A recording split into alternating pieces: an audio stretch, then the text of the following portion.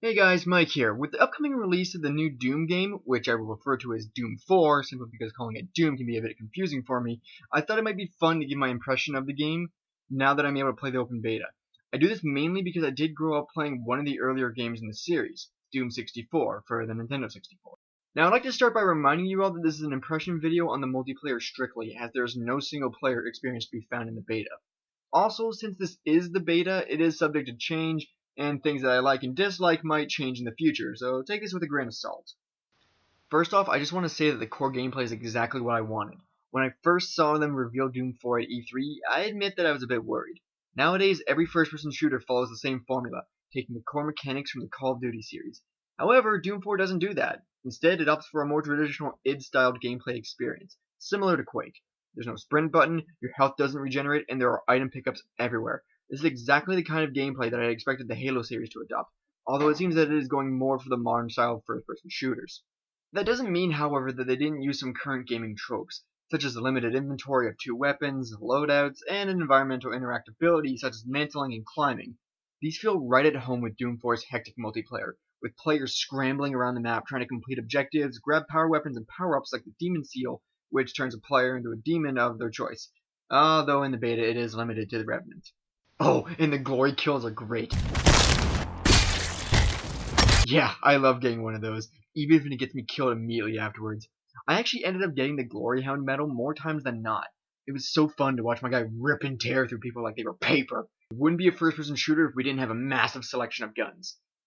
Well, in Doom 4's case, we're a bit limited in weapon choice. However, unlike games in most FPSs, each gun feels unique and excels in a certain style of gameplay. The guns available in the beta are the Heavy Assault Rifle, the Plasma Rifle, the Rocket Launcher, the Super Shotgun, the Vortex Rifle, the Lightning Gun, and finally the Static Gun for a total of 7 weapons. That might seem limiting, but as I said earlier, each weapon excels in certain areas. The Plasma Gun and Shotgun are great in close quarters, the Vortex Gun and Static Rifle dominate long range, and the Rocket Launcher, Heavy Assault Rifle, and Lightning Gun are good in all ranges but excel at none of them. Each weapon also comes with a secondary function using the left trigger or L2 that makes mastering that weapon much more interesting.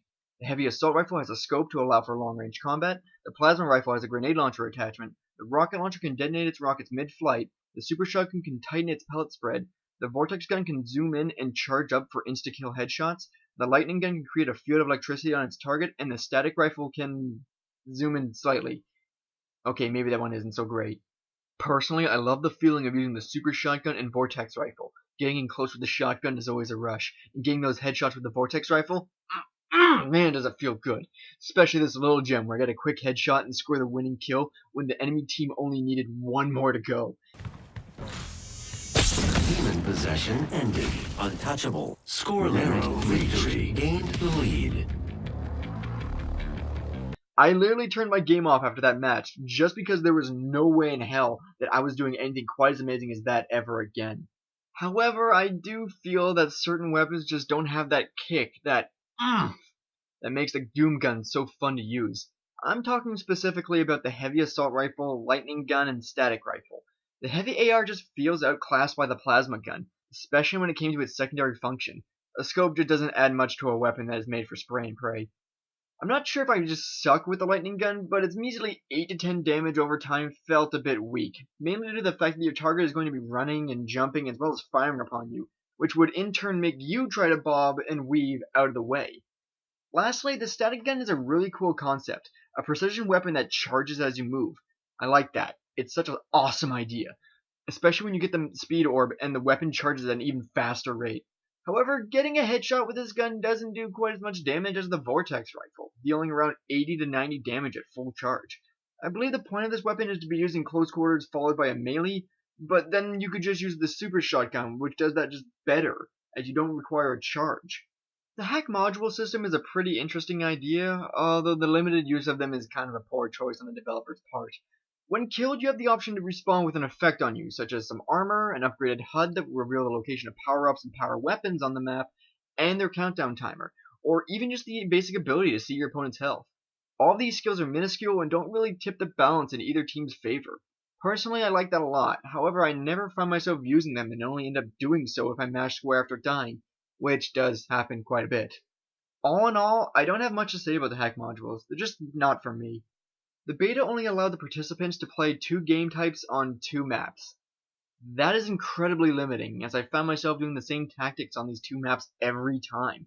I could tell that most players knew the map off by heart, because when I would go through a teleporter to try and avoid getting shot at, I would then swing by to flank them, only to see that they were waiting for me.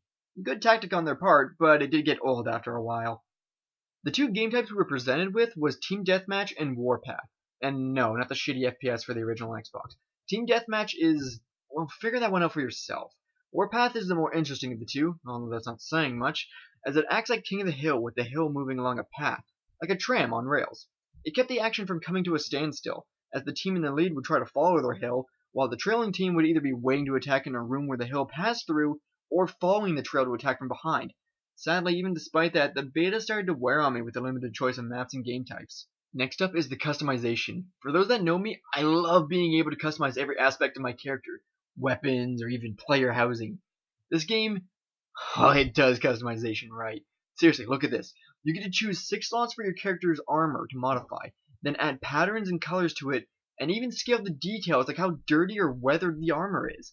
You can even make the paint look like it's aged, adding finger smudges and the design. Throughout the course of matches, you unlock more and more colors, patterns, taunts, and armor to use. This level of detail can even be done to the player's guns, allowing you to really stand out. Granted, no one is going to be looking at your guns, so really it's just for the player's enjoyment. On the Xbox One version of the beta, I ended up using a purple leopard print super shotgun, because I wanted to be as fabulous as possible. Meanwhile, on the PS4 version of the game, I had a honeycomb design on my Vortex rifle. Now, when you think of Doom, what's the first thing you think of? What? Okay, yeah, the gameplay is one thing. What else? Monsters? Well, yeah, sure, that too. What else? Oh, the music! I freaking love the Doom OST. From Intermission of Doom to Dark Halls, it's all good. Granted, all of it, if not most of it, was inspired by metal bands at the time. However, the music is noticeably missing from the gameplay. Listen.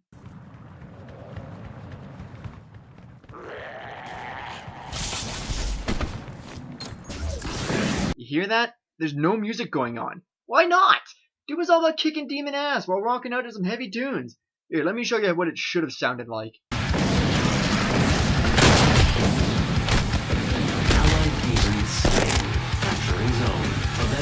Now that's Doom. You wanna know the worst part about this? Mick Gordon is the friggin' composer. While I've only really known him for composing the OST to Killer Instinct, I have quickly fallen in love with the man. Seriously, Mick, give me a call. We'll do coffee sometime. It feels like a huge injustice to have skipped over the game's sweet metal soundtrack during the multiplayer. I can only hope that this changes in the full release of the game. All in all, I have to say that I rather enjoyed the Doom 4 beta. It was hectic, it was fast-paced, and I died a whole hell of a lot. But you know what? It was probably the most fun I had in an FPS in a long time. I felt burnt out on games like Battlefield, Destiny, Halo, and the like. Doom 4 felt like a breath of fresh air, although as time went on, I felt like the amount of content presented was lacking. Very lacking. Please, developers, I'm asking you to be more reasonable with your betas. Give the player a bunch of content, but leave out the majority of it so that they have a reason to come back on launch day. That being said, I am more hyped to see what it has in store for us when Doom 4 hits shelves. Now, if you want to see more Doom content on the channel, just let me know. And until then, stay golden.